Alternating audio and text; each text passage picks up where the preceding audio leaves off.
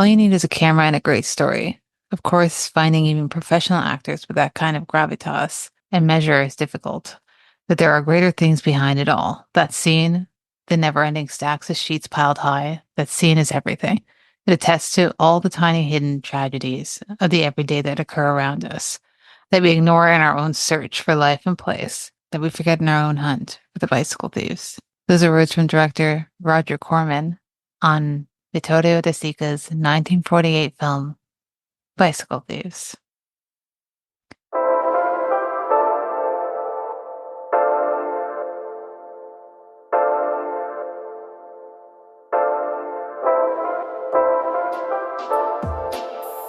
Seeing Faces and Movies is a podcast where each month I focus on the works of a different director or cinematographer, and each week I invite a guest on to discuss a film and the artist's filmography. I'm your host, Felicia, and today we're talking about Bicycle Thieves. So, quick synopsis of the film is: in post-war Italy, a working-class man's bicycle is stolen. Endangering his efforts to find work, he and his son set out to find it. The film stars Lamberto Maggiorani as Antonio, Enzo Staiola as Bruno, and Leonela Cadell as Maria. It's written by Oras Biancoli, Suso Cecchi D'Amico, Vittorio De Sica, Adolfo Franchi, Gerardo Gerardi, Gerardo Chiarelli, and Cesare Zavatani. Cinematography by Carlo Mattiori, directed by Vittorio De Sica, edited by Eraldo da Roma, and music by Alessandro Cicognini.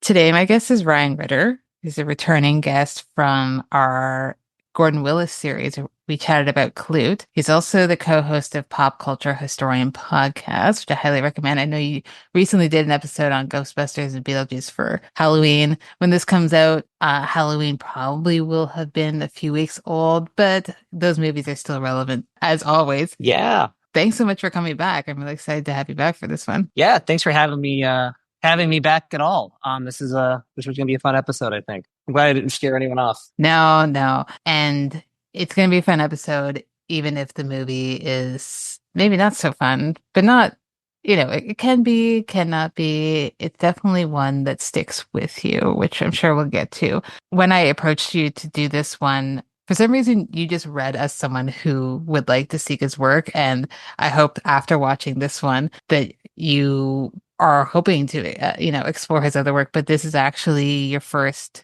De Sica film, right? Bicycle Thieves? Yeah, that is correct. Yeah. Bicycle Thieves is a movie I've heard of. And there's actually a lot of movies on De Sica's filmography that I had heard of. And it's a name that you can't avoid if you've even scratched a little bit of the surface of the history of Italian cinema. I suspect the thread that kind of made you go, maybe De Sica is Ryan's guy is because I went on a Fellini kick a couple of years ago, and it kind of was like life changing. And there are parallels for sure, and we'll talk. I'm sure that'll all come up. But no, this is number one for me. And this is a movie that's been on. I watched this for years and years and years. It's consistently one of like the best movies ever made kind of status, and so it's always been staring at me, waiting for its turn. So I was happy to finally knock it off the list. No, I'm glad. I think this is also like the perfect one to start with. I know it's like the biggest one, but sometimes you kind of just need to start with the biggest hitter and then branch out from there. So if you like this one, I think you're in good hands for his other work, especially from the core of the like 40s and 50s. Criterion's a great resource. I say that for people listening too. They've got a lot of his stuff on there, whether it's on the channel or just they've released a lot of his stuff. So highly recommend. But we're talking about Bicycle Thieves today. It's 1948, and it's a film, like you said, that you hear about. It's fairly synonymous with Italian neo-realism. And people might not even know the name Vittorio De Sica, but they know Bicycle Thieves and they hear about it in some way or another. You got big directors like Scorsese and so on who just, champion this film or are always talking about it. I'm wondering how you feel going into this, knowing that it has so much behind it, so much praise. Were you a little nervous going into it that it might not live up to its huge reputation? Yeah, there's always a concern. I think the concern is not so much. I know some people have the philosophy when it comes like the heavy hitters of like the movie needs to show me, it needs to prove itself to me and like prove why you're one of the best. I kind of come at it the other way. I go like, I hope I understand it and like I walk away getting what everyone else got out of it. Especially if you have to hop on a call a couple of days later and talk about it. So it's like, oh man, what if I'm like the guy that goes like Bicycle Thieves turns out overrated. That's my stance. Sometimes you get a little nervous, but usually movies that are this revered are that revered for a reason, and those reasons are usually self-evident. Not to tip my hand too much on overall thoughts, but Bicycle Thieves kind of speaks for itself, and that so any anxieties I may have had were unfounded. Yeah, I agree. It was one that I saw for the first time in school, especially when you're in your first, for anyone, I mean, I don't know if they still do film school this way, but your first couple of years in classes each week is kind of a different either era of film or genre. So you have to come up and do the neo-realism week, and this is obviously what gets picked. So I honestly, I've seen it maybe one time after that, but it's been probably 10 years. So rewatching it, I was wondering how much I was going to remember and if I was going to feel the same way. And it hits you even harder, I think, as you get older, because watching it as 18 and now in my 30s, completely different human being altogether. Oh So my God. Yeah, sure. yeah, it's great. But with this one and a lot of his films, you kind of feel like you're along on the journey with these characters. It's the way it's shot, but it's also the way the performances are done, where you kind of feel like you're tagging along, like you're also a little Bruno alongside with them. Um, Sure. and I read an article, which I'll tag in the show notes, of someone who said that, in Bicycle Thieves, you don't feel like you're being controlled. And still, instead, you feel like you're part of the experience. And I really kind of felt it this time, where I never felt like I was watching them from on the outside. I felt like I was there and I was stressed out with them and I was, crying with them. I was excited for them. I wonder how you feel on a first watch of how you're immersed in this story. I felt very immersed while watching this. I think part of that is it's a very relatable, very simple story, but an extremely relatable one. Even if you are lucky enough to not be living kind of like paycheck to paycheck, even day to day, where like having access to like some transportation is like vital, or you die or starve. We've all been in situations that start kind of unraveling due to reasons beyond our control, in like that anxiety of like, oh my God, how am I going to find this thing in like this giant city, or like with no leads?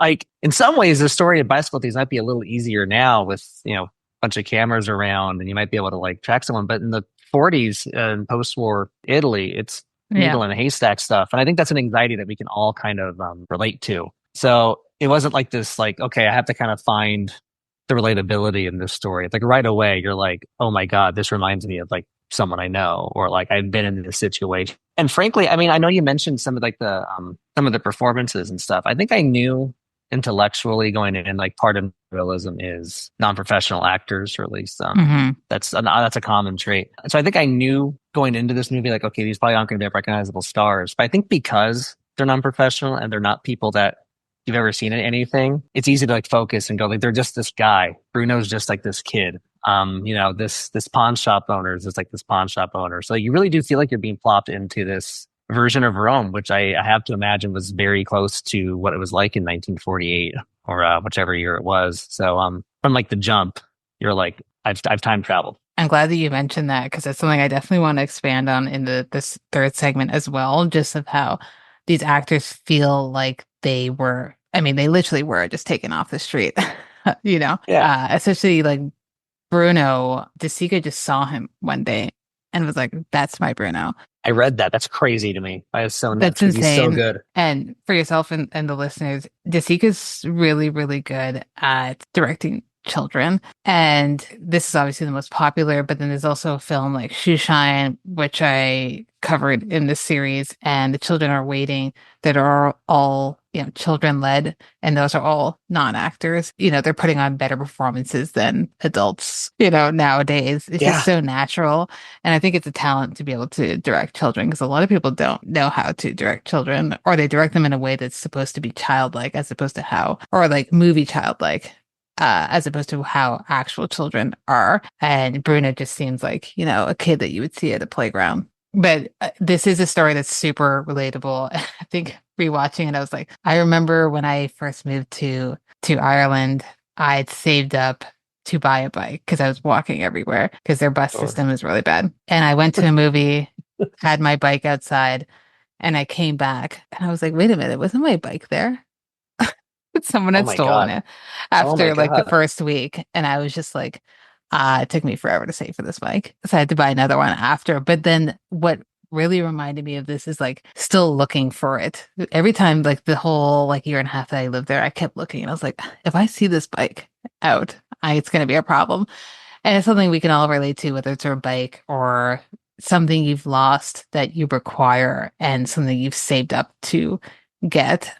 We've all, I mean, a lot of us have been in that situation. So it's amazing to see how a simple story like this can be fleshed out into something that's so beautifully done, I think, and long lasting. I think that's why that's a film that people can watch in 2024. Hmm. It's been like, I don't know, what is it? Almost 80 years since this Getting movie? close. Yeah, movies are starting to be like 80, 90, 100 years old now, and it's really strange. I remember, yeah, when I was like a kid, it was like the oldest movie like anyone was talking about was like maybe 70 years old, and now it's like we're getting into triple digits. I know, it's wild. I'm sure for anyone who rewatched this, seen this more than once, because everyone talks about Antonio, who's the father, but they mostly talk about Bruno, to be honest, when you hear about this film. And I rewatching it was like, oh, Bruno's not in this as much as I remember him being in it. He's in it for quite a bit, but he's not.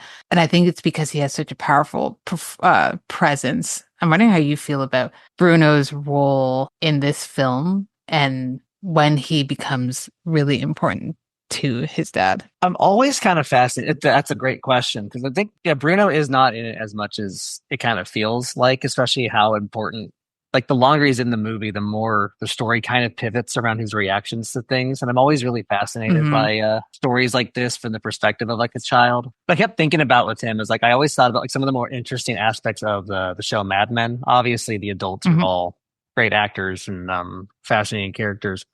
I always thought the Draper daughter, Sally Draper, was secretly one of the more interesting characters because she's the one who has to process all this chaos going on around her and try to make sense of it and going like, okay, hey, my dad's not a Yeah. good guy, or like, why is he sleeping with the all this kind of crazy stuff. And so it kind of gives a different level of relatability because we've all been Antonio, but some of us have also been Bruno. We have to kind of go and like, hey, my dad just steal a bike, or like we've been sitting around, he's been devastated by this thing that we've been walking around Rome for. And like now he's doing it, like having to kind of process and it's these superheroes as people. And it's unfortunate how early that came for Bruno. And that's why the ending is so heartbreaking and why the role is so heartbreaking. But, it kind of taps into memories that I think you sometimes start putting in the back of your mind as like more positive ones build through the course, hopefully through the course of your life. I think we tend to remember the good things over the bad things. But Hmm. seeing Bruno react to some things like, hey, how come this kid over here on the table get like this plate of pasta and I'm sitting here having to like have a okay looking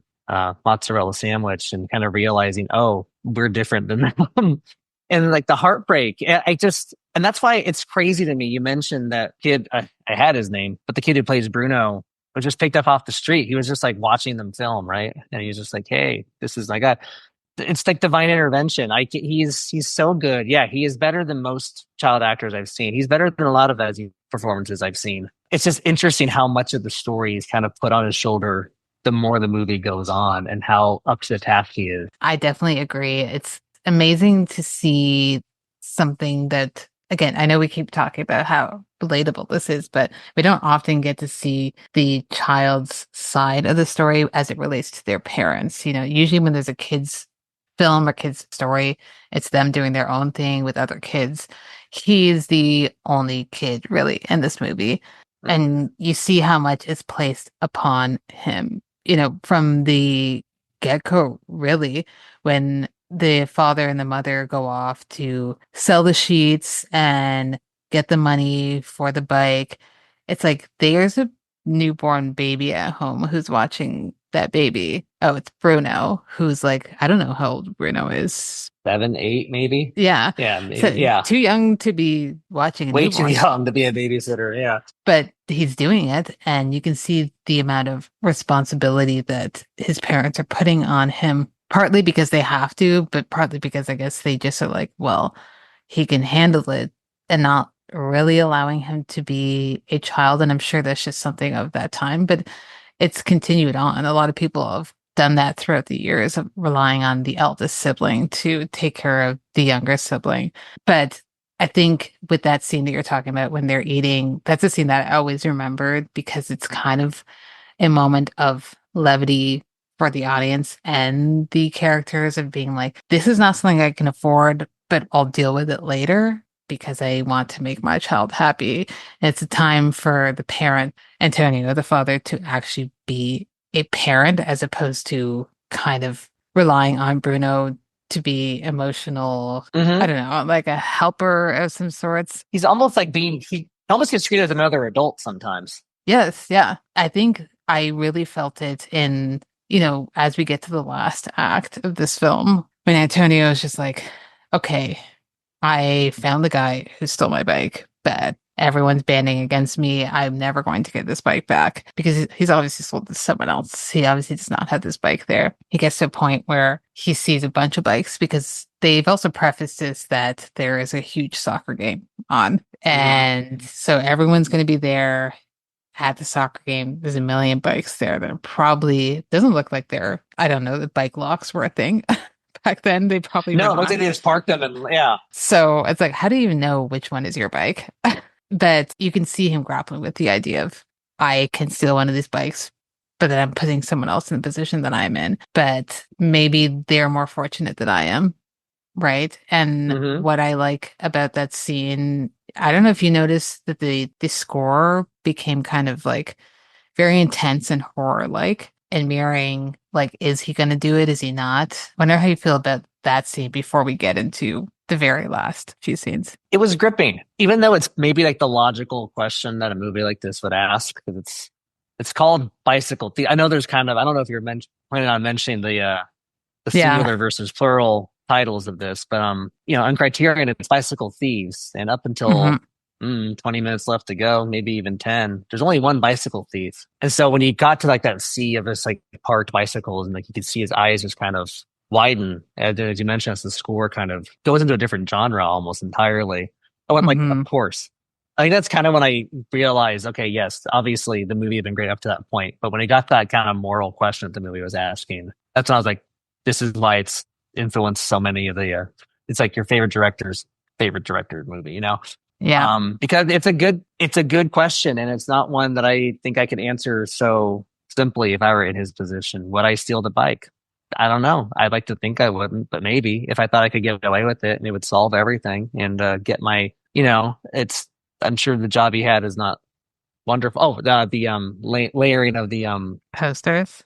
posters are not like it's not the most glamorous job in the world, but the benefits sounded pretty good relative to other Hmm. things. And I just kind of got chills when we got to that moment. So I was just like, of course, this is where the movie was leading up to this moment. So I was kind of just watching a master at work. That was the thought I had when we got to that moment and watching it build, or as the realization went over me of like, this is kind of like the final battle. Is he going to become a bicycle thief himself? Exactly. And I'm glad you mentioned, yes. So the Italian title does translate directly to Bicycle Thieves. So that's what it was. But then there was a critic when it came out.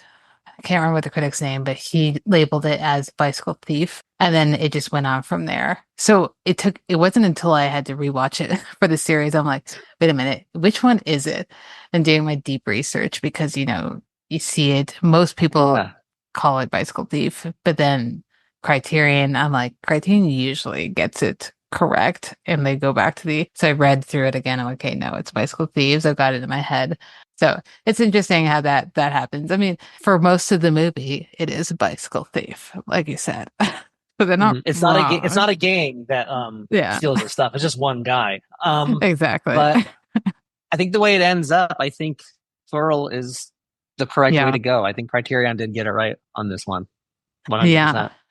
exactly. And those last final scenes really, Oh my God. if you didn't feel already for these characters, I don't know how you can't feel for them. Then Walk of Shame has a lot of different meanings, but this is its own Walk of Shame, and it's quite a long Walk of Shame. And you feel like you're walking along with him because he's walking with a crowd of people who are out of the basketball soccer game. Hmm. And what bringing it back to Bruno, he sees what happened to his father and he feels the pain and he doesn't say anything to his father. He just grabs his hand and you can't help but like just I don't know. I'm pretty sure the first time I watched this, I must have like bawled my eyes out. It took a lot Or for me not to do it this time. It's a lot. I wonder how you feel about that, the final scene, and it just kind of cuts to black, and you're like, okay, I don't know what's going to happen to these people after because he still doesn't have a bicycle, but that's just life. I think that's what it is, because to describe it, it is kind of a bleak ending. The bicycle thing is not resolved. He's probably going to lose this job. He barely had it in the first place, to be Hmm. honest, because you mentioned the sheets that they had to sell in order to get his bike out of the pawn shop in the first place. He barely got the job, so it doesn't really look good. And Bruno's going to look at his dad differently forever. And Yeah. again, there's always that point in your life when you start looking at your parent as another adult or as another human, and not just like the savior who's always going to protect you. And I think that that's a very profound moment in someone's life. And unfortunately for Bruno, it's watching him trying to break the law, and not only that, get busted and publicly shamed. I actually think that's worse. I mean, Yes. we've probably all seen like our mom or our dad kind of like, I know I'm supposed to like stop at this light. I'm just gonna roll through it or whatever. But it's a time when like your parent gets like pulled over for it, when you're like, oh God, I feel so bad for them and I feel so embarrassed. And like, that's just, so I think it's not even so much him tearing up and seeing his dad get yelled at. It was just like him now protecting him, kind of like comforting him by grabbing his dad's hand. That's huge. Hmm. It's it's devastating, is what it is. So it sounds very bleak to describe it. Is it weird that because it's kind of an ambiguous who knows ending, that almost implies possibility of hope somewhere in there? It's not like it ends with him dying on the street. It's possible. Maybe he figures something out. Hmm.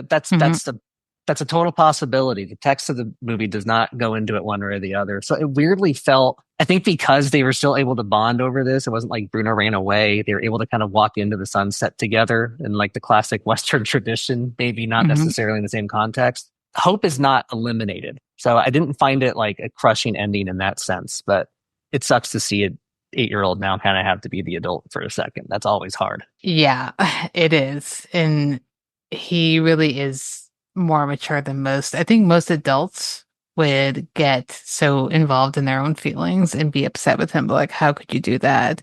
You Yeah. embarrass the whole family. Whereas a child, really at that age, because he does genuinely love his parents and his father, just wants to comfort him. And that's a lot to put on a child, but it shows, emotional maturity that for some reason a lot of adults lose at some point. Yeah. That's a good point. Yeah. But I agree with the part about hope. A part that I've mentioned in other episodes is that a lot of Italians at the time didn't like his films, like this one, Umberto D and Shoeshine and so on, because they didn't like the way they were portrayed, Hmm. because they thought it was negative, as opposed to being like, these are just human beings who happen to be Italian. It's not like it's against Italian people. It's just these are people experiencing life post-war. There's going to be hardships. Now it's obviously different. People consider this one of the most important films of all time, including the Italians. But what I've noticed about a lot of his films is there is a glimmer of hope, even if it's not like I'm explicitly wrapping this up. It's like by having that ending, and it's not like he got arrested or anything. He's walking off. He has his child in hand. He still has something. He still has his family, which is really the least you could ask for. Yeah. Could be worse. It could always be worse. Yeah, I think seeing real life. I mean, we go to movies for comfort, right? Like, there's a reason why like kind of the Western, like the MGM musical or like the 30s Hmm. melodramas, and like, yeah, and this isn't all. I'm just using the American cinema as a reference. So like that could probably Hmm. apply to all across the globe. The reason those are popular is because it reflects kind of like an ideal life, or at least a more ideal life than most of us have. It's escapism. So sometimes when that's Hmm. violated by just showing real life, it can bristle up against people's skin. So I don't know if like that general reaction was coming from like critics or like the more like elevated classes, or if like that was like a general audience opinion at the time, but it wouldn't surprise me either way if people were like, I don't know how comfortable I am seeing Italians being poor and struggling when we're just now recovering from this world conflict. I get it. Yeah. Oddly enough, it wasn't coming from the critics. The critics loved it. It was coming from the Oh, actual there you go. people and Oh, that's what politicians. I see. Yeah, there was a lot of politicians, one who was like the prime minister of Italy for years and years, who just said, De Sica owes it to the Italians to paint this in a more positive light. And he's just like, okay, sure. I had to keep my mouth shut on that, but Yeah, I'm like, you don't owe him any, he doesn't owe not anyone anything. not the role of an artist. Exactly that, which will tie into the second segment. But before we move to that, wondering if you have any other things that you want to talk about the story itself. We'll obviously talk about it as the show goes on, but any Yeah. other initial thoughts, I guess. Oh, I just think the way that the story is like built. I mean, we're talking about how it kind of depicts real life and like it tries to be as Mm, grounded as possible. Like they shot it in actual Roman streets. There was no set hmm or anything like that. But it is still a movie at the end of the day, and it is constructed like the script is constructed, but like as well as the best of them out there. Like it's crazy how much information the opening 20 minutes gives you without really feeling like it's being expository. hmm But by the time he's out on the job, the importance of this bicycle is very clear. It is the lifeblood. Everything he does revolves around this bicycle. He needs it for work. He needs it to, like, to take his kids to like wherever. He needs it to get home. Like all of that is there, but it never feels like they're trying to like underline it with like, see, pay attention to the bike. You know, intellectually, it's called bicycle thieves. That bike's going to Yeah. get stolen at some point. But even if you just walked in 5 minutes late, I think it'd be very clear, like, please don't let anything happen to this bicycle.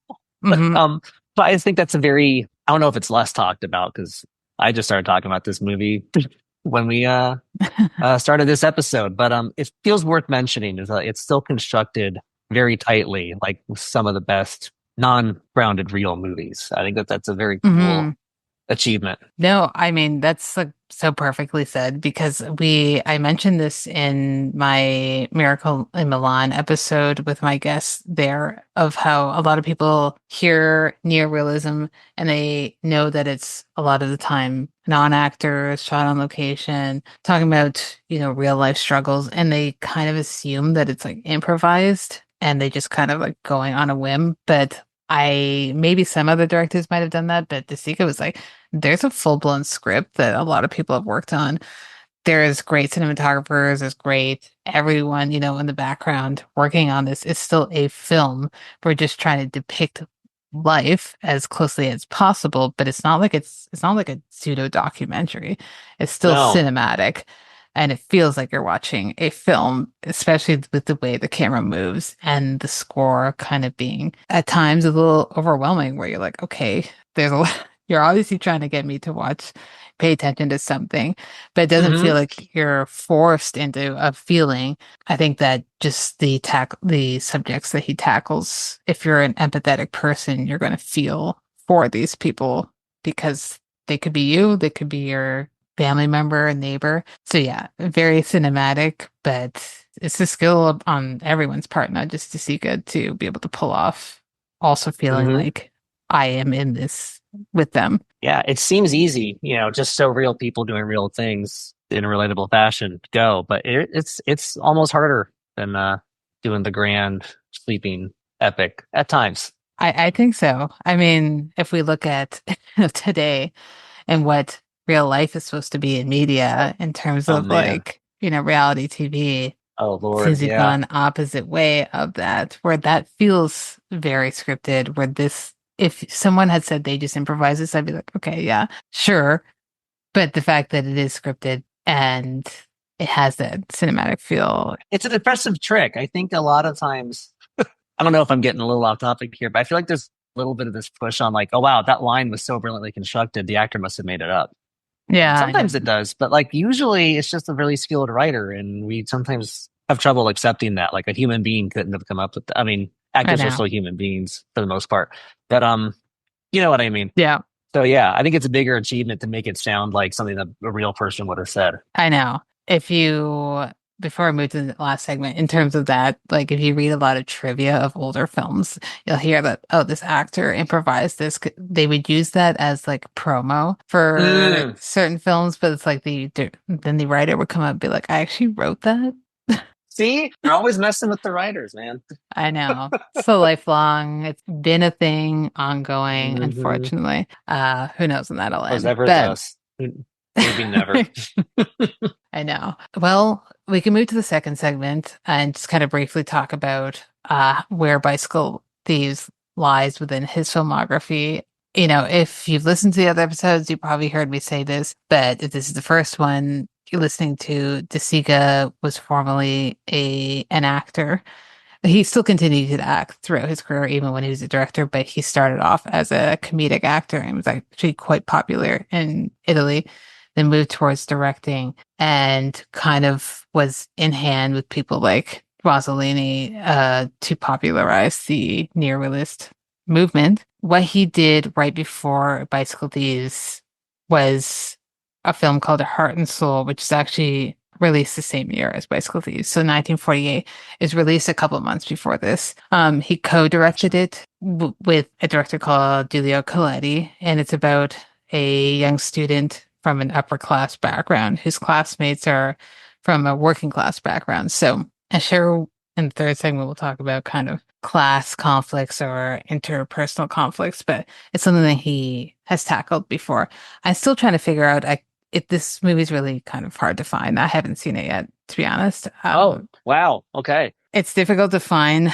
I don't know why it's co-directed. Sometimes with older films, when it says co-directed, it's because one director did most of it and someone stepped in at the end because the other one got fired. So they put them as Sure. co-directed. I don't know what the case is. There's really not too much on this. It might be that they just co-directed it, but there's that. But what he does after this is probably a little bit more important. He does Miracle in Milan, which is 1951. That one's a lot easier to find because Criterion released it. So it's on the channel for people who are subscribed, and they released it as well. There's like a block of 3 films. There's Bicycle Thieves, 1948, Miracle in Milan, 1951. And then he does Umberto D right after that. Leading up to Miracle in Milan, he kind of done stuff that is very Bicycle Thieves-esque in that way that it makes you feel about life post-war. So it's kind of heavy-ish stuff because his stuff doesn't feel like, a slog to get through, but it's No, not important at all. topics. But at that point, he was like, after Bicycle Thieves, like, hey, I want to do something that's going to make people smile. So he made Miracle in Milan, which I highly recommend if anyone hasn't seen it. It's still talking about important topics, basically kind of same sort of topics as Bicycle Thieves, but in a much more fun and slightly comedic way. And then he goes back to being depressing in Umberto D. So Nice. Get you a guy who can do both. really and Mhm. truly, so it's like the huge that block of 3 films is very interesting because it's probably the ones he's most known for. But yeah, Bicycle Thieves ends up still being his most popular film. So just for the audience, putting into context what he did before and after, what led him to Bicycle Thieves, he kind of had been tackling this subject matter beforehand. It just so happens that Bicycle Thieves ended up being the most popular one. When you watch like a director's work Mhm. and you're like, wait, why is this one the more popular one versus the other? So, although this Yeah. film merits it, but you know what I mean. But it's kind of interesting where like this one hit, but like this other one that's just as good and about the same things. It's like the Goodfellas versus Casino question of like, these are Yes, both pretty good, but Goodfellas completely eclipsed the other. Yeah. I know. That's actually a good example of something like that, where it's like, is it the cast or what's happening? But like the cast is pretty much the same, kind of, at least 2 of the main people. Yeah. So why is it that one is more popular than the other? Sometimes you just never know. Audiences are fickle and weird. You just never know. They're like, this is the one. Yeah, no. Yeah, we've gotten enough of what this guy has to say. So a couple questions. You mentioned that the movie prior, Heart and Soul, right? Like the Hmm. okay. So it's hard to find. Are any of his movies from early in that like do they happen to be lost media at all? Are they just kind of like not printed or like not distributed as widely as like say an Umberto D or a Bicycle Thieves? Yeah, so it's exactly that. Some of them have just kind of been lost-ish, where there's probably maybe some VHS copies out there, but I don't know that Heart and Soul Oh was ever man. released on like a DVD. Shoeshine, which he did right before Heart and Soul, there was for a long time like a really old DVD copy running around that was obviously just a VHS rip. And then the Film Foundation, which is oddly enough run by Scorsese, There you go. he restored it. So that's the first time I watched it was like, it was last year when they were doing a monthly series where they would screen their stuff online. They did Oh, Shoeshine. okay. So I've seen the two versions. Obviously, the restored version looks beautiful. The original version, it's you can still get a lot out of it, but like it looks like it was just like recorded off someone's TV. It looks rough, but I see. the story is worth it. But then before Shoeshine, The Children Are Waiting, you can find there was a Blu-ray, and then the few before that, I haven't been able to find. I would Okay. say after this, then you get stuff that was released by Criterion, like or is on the channel or has a Blu-ray or DVD release, like an Il Boom or Yesterday, Today, Tomorrow, Marriage Italian Style. But then like his Got it. later work, the ones he did right before he passed, like in the mid 70s, can't find them. Really? Okay, that's shocking. Yeah, it's like the block from like the 40s to the early 60s is easy enough to find a lot of them, but there's some movies that are like because I was talking about in my Shoeshine episode with my guest about Yeah. this movie called The Gate of Heaven that was funded by the Vatican, oddly enough. Oh my God. Okay. Yeah, and can't find that movie. So Not even the Vatican could have saved it. That's too bad. Um, well, I'm glad you mentioned marriage Italian style because, like, I guess it's not really a question. I wanted to make sure I understand because I read this pretty wonderful review write up from Roger Ebert when this movie turned 50. That movie, of course, being Bicycle Thieves, where he kind of talked about this movie's relevance and then kind of talked about kind of what this segment is. It's like what kind of came before and after, what led to Bicycle Thieves, and where he went from there, and how he kind of stuck to this neo-realist period and decided to kind of mhm. branch out a little bit into more audience pleasing kind of things. And before going back to neo-realist, is that about the Yeah. arc more or less? Okay, And then like that's awesome. yeah, it's exactly that. And then like later on his work is something like A Marriage Italian Style is like a comedy. It's, Marcello Mastroianni and Sophia Uh, Loren oh comedy. But then he'll like sneak in like a really depressing movie and they're like two women or Sunflower where you're like, oh, okay, he really can do both. Like he'll make you want yeah, to, consider your entire life and then he can make you laugh. So that's not easy. That's a no, it's very not. very underrated skill, and it's I'm excited. I'm glad I'm getting this history lesson here because this sounds like a fun filmography to work your way through in as much as you can find them. Yes, exactly. And it's like, I think if it had all been super heavy, you kind of would not want to go through them so quickly. But when you know Right. that you're sprinkling in some lighthearted, fun movies, you're like, okay, I'm up to the task. Yeah, I mean, and Mastroianni and I Sophia know. Loren movie. That sounds perfect. So yeah, putting that on the He used list. them a lot. He used them a lot in a lot of his films. So you're in good hands for the future. So definitely Can't use complain.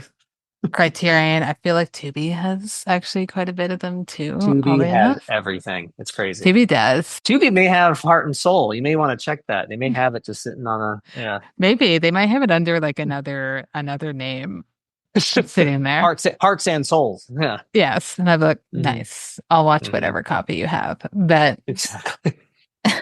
yeah, so that's the second segment. Just putting Bicycle Thieves in context. And so Love it. we can move to the third segment, which is trademarks. We've kind of already discussed a lot of these, but we can kind of expand a little bit more on some stuff. So, Let's do it. we've kind of talked about this is a character right off the bat. We know that he's in need of a job, and not only just him. I think it's important that it's not just a him problem, it's a problem that the people of the city, the country are facing. You have all these men waiting it's essentially kind of like a job lottery of like he Hmm. just happened to be picked next to get this job and he's like, oh man, well, I had to pawn my bike for us to eat and I had to figure out how to get my bike. What's interesting about this movie is that it's not really we're not talking about the upper class really in this movie. We're talking about this class of people and the struggles they face individually and how they can sometimes turn against each other or band together for whatever reason. And that's just how human beings are. I'm wondering how you feel about that focus of talking about this and not making it is about how capitalism destroys people. As Yeah, I didn't mention in this episode, but De Sica was a communist and he was an out communist. that's not terribly surprising. Yeah. Yeah, it's obvious in this movie, but it's interesting to focus on the class itself that this character's in without having to involve the bad upper class that we already Hmm. know and dislike.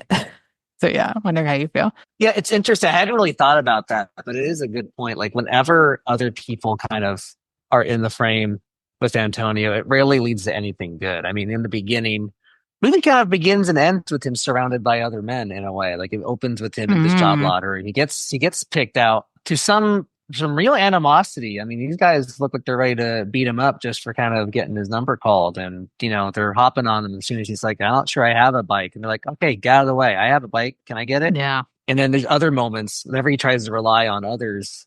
It kind of a moment I had forgotten to mention was this thing that kind of makes it's funny how what seems small to someone is huge to another. When he goes to the police officer and like, okay, yeah, we'll make a report or whatever. Another guy's like, what's Hmm. going on? He goes, it's just a bicycle, which I found even more heartbreaking I know. than some other moments of just like, oh, he's really no one cares about this at all except for him. And yeah, it kind of ends with like a mob scene, basically. I mean, there's a couple of mob scenes where like, he almost, you mentioned the scene where he finds the guy and then everyone kind of bands together against Antonio to go get out of here. Why are you accusing people? And then it Hmm. goes on again. So it rarely works out. Like he never gets anyone to really band in his favor, which I don't know what that says necessarily, except that when you're in a certain position in life, at certain times in certain countries, it's just there's no real easy way of getting out. You know what I mean? Like there's no Yeah. real net, unfortunately. And I don't know if I'm right into a point or anything, but I do think it's notable that Hmm. no one ever really comes together to help him. It's usually to kind of cast him out or kind of wait for him to fall so they can kind of take his place. And that's kind of unfortunately what capitalism can do, turn people against each other. Exactly that. It's like perfectly said. I think it's interesting because all of those people are banding together because they live within this same small pocket. It's not that they care about this person. I'm sure he's probably slighted them in some ways too, but they're like, well, you're the outsider here. And then later on, all those people, when he steals the bike, it's like those people happen to be in that little pocket there. So they're banding together. If he had been in his pocket, he probably could have gotten people, but he's always the outsider in those situations. And you can see how people are banding together for a common cause because they're like, well, this is one of our people. So who are you to Hmm. come out here? And I'm sure he would do the same thing, Sure, absolutely. right? Because even when he gets his bike stolen, he's still not in his vicinity. He's in a, looks like, I don't know, downtown or whatever, downtown Yeah, Roman. just the city square, perhaps. Yeah, Yeah, yeah. exactly. And it's like he's not near anyone he knows who's going to vouch for him or who's going to be like, I saw this person. So it's interesting how people, you could see probably even in the neighborhood you live in, who probably would band together, be like, well, I know them, even if you Hmm. don't. It's like I see them. I'm sure they didn't do that. But if it's an outsider, I'd be like, well, I don't trust that person. I I've don't know never you. seen him before. Yeah, exactly. No, people have each other's back, but only as far as the street goes, and that's also very real, unfortunately. Well, fortunately or unfortunately, I guess it depends on which side of it you're on. Exactly. It really Hmm. does. Unfortunately for him, it didn't work out, even though we know as the audience that he's not in the wrong, apart from, I guess, when he does steal the bike. But Although, something to consider, and I hadn't really thought about it until we were kind of talking about it. This is a movie that could be told from the initial bicycle thief's perspective just as easily. He may have been stealing it for some job that he's hoping to get the next day, maybe in the same job lottery. It's possible. And we mhm. would look at this devastating event as like a means of necessity just as easily. So, it all depends on what you're looking at, I guess. I think that's like such an important part to bring up because I think it's really interesting that we do get a little glimpse into that thief's life. We meet his Hmm. mom who's saying he has no charges against him before this. He's a good kid. Now, that's obviously just a mom, and I'm speaking as an Italian. That's an Italian mom to a son. They can do no wrong. He could have murdered him. Like, no, I didn't see it. Didn't happen. That's my boy. Yeah. But it's important to that because we don't know why. We're just assuming he's a petty thief, but who's to say? And he probably is, but who's to say that he didn't do it for? He obviously needed the money for something. Hmm. He sold it off, right? Yeah, so I think it's important to be like, well, people are doing this because they're being driven to that point, as opposed to like Hmm. they want to be working. There's just no jobs for them to be working. And any advantage you can get is the difference between eating and not, you know? Yeah. It's definitely layered for a movie that's, 90 minutes. I don't know how he packs it all in without it It's feeling, crazy. it never feels overstuffed and it never feels like you're shortchanged either. Like you feel like you've gotten a full story. And I think people, and not to shit on modern movies, but the typical Oscar movie that's Please. like 2.5 hours. And I'm like, can we maybe use editors for, and let them do their Sure. jobs? Yeah. Keep just the best stuff. Exactly. Yeah. No, if it's a perfectly utilized 90 minutes because you're exactly right. There's never a moment where it feels extraneous, and there's never a moment where it feels like, okay, they sped past that way too fast. Slow down. Like it's just Mhm. perfectly measured from start to finish. It's and any move to the left, any move to the right wouldn't feel as satisfying. It's remarkable. I mean, we don't have to convince people that Bicycle Thieves is a good movie, but in case you did need Breaking convincing, news. I don't know if you guys know, but this is a movie Ever called heard of this Bicycle Thieves. movie called Bicycle Thieves? We've already talked about the actors and their performances, but kind of just want to expand on the fact that yes, this movement is known for this. These are all people who have never acted before, and some of them never acted again. And you see that in a lot of his core neo-realist films. And if you eventually watch Umberto D, which I think you will love, that lead actor Feels puts inevitable. on one of the best performances I've ever seen. He never acted before that, never acted after. He was one and done. And sometimes that's all you need to give the world is that one Sure. performance. But it does feel like, when you're a lot of films throughout the years, not even just modern ones, where they're trying to emulate real life and everyone's in costumes. It doesn't feel like people are in costumes. It feels like this is their actual clothes. They just walked off the street. It feels like these people have lived on these streets, not as like unhoused people, but they walk these streets, they live there, they know these corners, they know these shops, and it brings a degree of realism on top of the genre is where you just feel like it does feel like you're kind of watching their real lives with a Mhm. cinematic feel. I'm wondering how you feel about just how lived in the movie feels. I think a lot of that is performance driven too. I mean, you're right. The clothes look real. It almost looks like, and I mean this in a non-derogatory way. It looks like almost like a community theater thing where you bring your clothes from Mhm. home as your costume. That's what it looks like, but in like a great, like assimilated kind of way. But a lot of that is performance driven. You buy a lot of the relationships. We haven't talked much about the wife here, but like you really do buy the relationship immediately. And again, pretty Yeah. good stuff. Pretty good stuff considering they're literally off the street. These are not trained actors. Maybe there's something to be said for just doing it instead of here's your training and here's your sense memory, all that stuff. Just like, hey, pretend you're this person and just go. That maybe Hmm. there's more of an actor in all of us than it looks sometimes. But yeah, you buy that relationship. You buy the relationship between like the you buy it at the pawn shop guy just saw this guy the other day. So Hmm. and I think those kind of performances go back to the man of the month here. That's De Sica. I think that he has it seems to me just off of watching one movie, right? But like when you look at like six different people in a Hmm. movie who don't have a lot of experience and they've all given like some of the best performances of your life that you've ever seen. I think that has the guy who picked them and coaxed it out of them. I think that's a tremendous achievement. I think that's why it feels so lived in. It's not just the real streets and the real clothes and the real feeling situations. These people make you feel like it's real. And De Hmm. Sica is the guy who got it out of them. And that's I mean, that he's a legend off of just that alone, in my opinion, just off of the one movie. No, I mean, I 100% agree. I don't know how he did it because like the other directors from the genre, they all have different feels to their movies, but something about De Sica's work, and I think that's why it's more popular than the other directors, is because again, it feels real, but it feels warm. There's like a warmth to it, and I don't know how he like you said, coaxed it out of them. Because I think if you have never acted before, you're going to feel a little self-conscious. All of a sudden, there's a camera on you. You're having to say lines. How do you say that in a way where you don't feel like you're performing these lines? Hmm. And it's obviously not improvised. So he has a way with people for sure. The relationship between husband and wife in this film, Antonio and Maria, I love also. I think one of their earliest scenes is, she's gathering water from up a hill and she's carrying the two buckets and then he's talking and he's stressed about life. And then he's like, oh shit, like I should help you with one of these buckets. So he carries it. But it just feels I've so been, natural. yeah, and I'd been there too. Oh, I should be helping you with this. Oh, hold on, Yeah.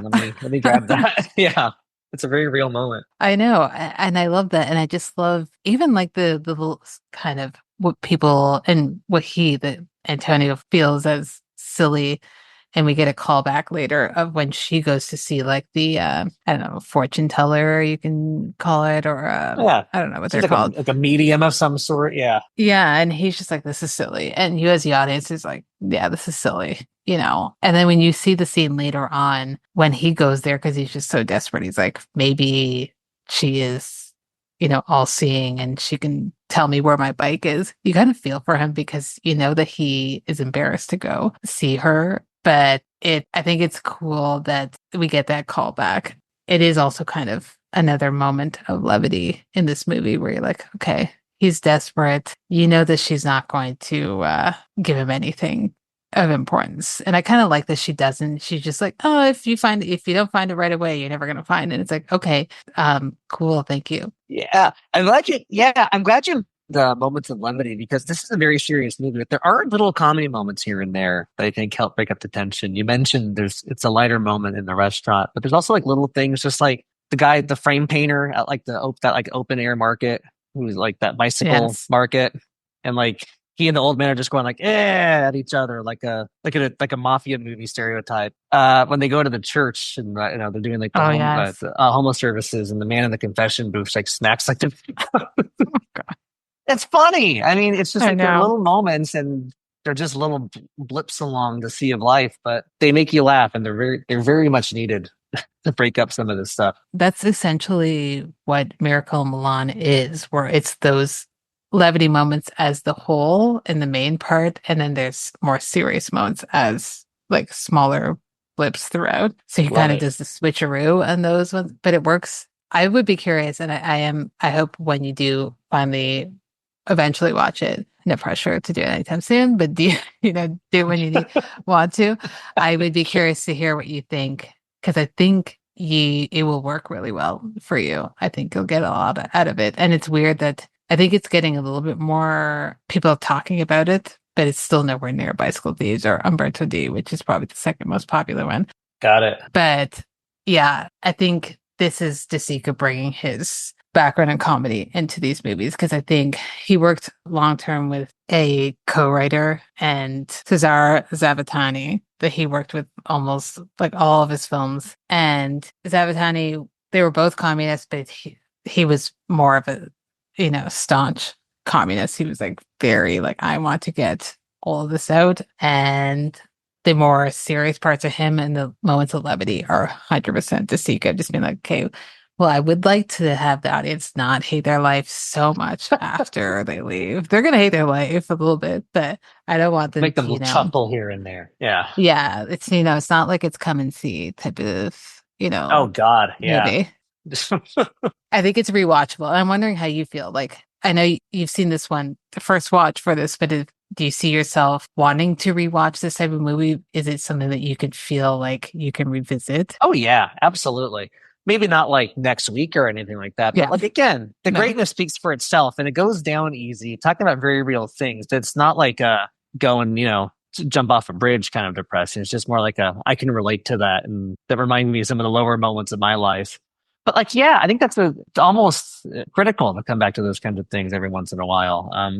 Especially if I start knocking out some of these other movies and they sound great. So I think it's going to happen sooner rather than later. I think going back to this and going like, okay, now that I have more De Sica under my belt, let's go back to this big one again and see what comes out. Yeah, absolutely. I can see myself rewatching this. Yeah, I think his films work with super rewatchable, but they work even better if you give yourself quite a few years in between them as you have more life experience, age, then you see things in a different light each time you watch it, which is, I think, a beautiful thing that a film can do to give you a new perspective each time you watch it. And I don't know anyone who hates this movie, to be honest. I would be like, what do you hate about it? Feels weird to hate it, but do you have any last thoughts? Again, just it's always a thrill. Be able to knock out like the one of the canon films of the medium Yeah, and have it completely deliver. Sometimes you struggle and go like, okay, I think I have to put myself in the place of being there in 1953 or yeah. 1938 or whatever. But this, I think, I completely agree. It's hard to imagine the person that would like not at least like this. It's even Hmm. harder to imagine someone who would hate it. This feels kind of like it feels uncontroversial to call this one of the best movies ever made. It's hard to know what the wiggle room might be. In fact, I'd like to, if you can find that person, you should put them on. I I would would like to love to, yeah. know. I'd like to know where they're coming from on that. Maybe the Prime Minister of Italy from the time. Maybe he's still alive and you can hop on the mic. But no, this was a treat. This was a total treat. No, I'm glad. I agree. I think it's important to have films that have lasted this long for a reason. Like you said, sometimes these films that are really well known and considered important, you watch them and you're like, okay, I guess I can see how it was, but like it does nothing for you. Whereas this, I think, will affect generations to come. And thankfully, it's been preserved, where we should Yeah. not lose this at this point in time, like his other work that might have been lost. So I think, generations to come can also enjoy Bicycle Thieves. But I still have one more question for you before I let you Okay. go, which is the end credits section and the double bill. So you're watching Bicycle Thieves. You want to recommend another one that people should watch alongside this one. What film or films, if you have more than one, would you recommend? Well, I mentioned at the beginning of this, like the Italian filmmaker that I did a deep dive on is Fellini. And Hmm. so this will not shock you that what kept coming to mind watching this is Knights of Cabiria. I had to get my girl Yeah. Julieta and my boy Fellini in there. Not it has its roots in neo-realism. There's more kind of magical kind of stuff in there, but at the end of the day, they are two movies about someone who life is kind of cast as a loser who is trying to win against all odds. Doesn't really succeed, but there's like this weird reason for hope at the end, even though the movie ends at the lowest point of these two characters' lives, Yeah. Antonio and Cabiria. Kept coming to mind. It's one of my favorite movies ever, so it wasn't a hard leap to make. But that would be my recommendation if someone wanted a pairing. I would second that. That's my personal favorite of Fellini's. Every time I talk about that movie, I get so excited when someone gets to watch it for the first time. I think it's just so It's special. cool. Yeah, Yeah. So you're in good for a good time. You're gonna cry probably a few times throughout that, but sometimes you need that release, it's So cathartic. if It's cathartic. Let it loose. exactly. That's probably the best way to describe that. I went for a more Hollywood feel. So 40s still, but this is actually 3 years before. So oddly enough, I was thinking about, okay, parent and child relationships, and I wanted to switch it. So I thought about what's a mother-daughter film that I think is interesting. So I thought of Mildred Pierce, which is Joan Crawford. That's fantastic. I think it works because you have the switch of mother and daughter, and it's a mother who's trying to do her best for her child, making sometimes not the best decisions the same way Antonio does. The struggles are different, but they are still relevant for the societies that they live in. So her struggles make sense for where she's living, the time that she's living, and the struggles he's in make sense for him because, Italy was more directly affected by the war, where they're living in the 40s in America. War is happening, but they're kind of living their own world. So the struggles that they have, she's a single mom. She's trying to fend for her children. And the only thing is that the children are complete opposites. Bruno's a nice kid, Vita and Mildred Pierce. Yes. She's a piece of work. Yes, she is. No, that's a great choice. I wouldn't have thought of that on my own, but that's a very potent pairing. I like that you're kind of taking it from a different direction. That's fantastic. I think, to be honest, you could triple bill these three. I think they're all Let's like do it. Yeah. decent length. None of them are too long. No, If either Mildred Pierce or Kabiri are over 2 hours, I'll eat my hat, so to I speak. don't think But I so. don't think they are. Yeah, I don't think so.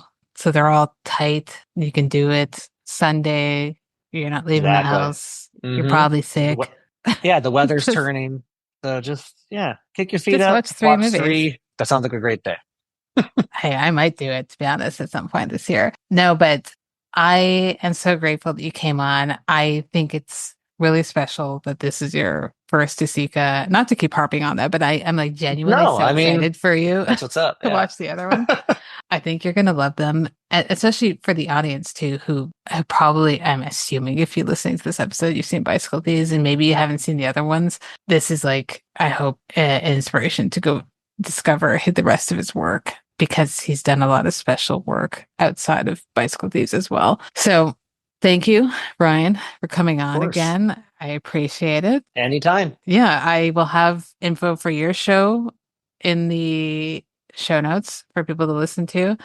and a callback to our previous episode. But That's that fantastic. was Yeah. Bicycle Thanks so Days. much. That was a blast. Seeing Faces in Movies is an official podcast of the Royal Film Club. It's hosted and edited by Felicia with intro music by Lamar Walker. If you like what you heard, let us know at seeingfacesmovies.com or send us an email at seeingfacesmovies@gmail.com. And while you're at it, please subscribe and rate the show wherever you listen to your podcast. And thanks for joining us for the Vittorio De Sica series. Watch more movies, and we'll see you for the next series.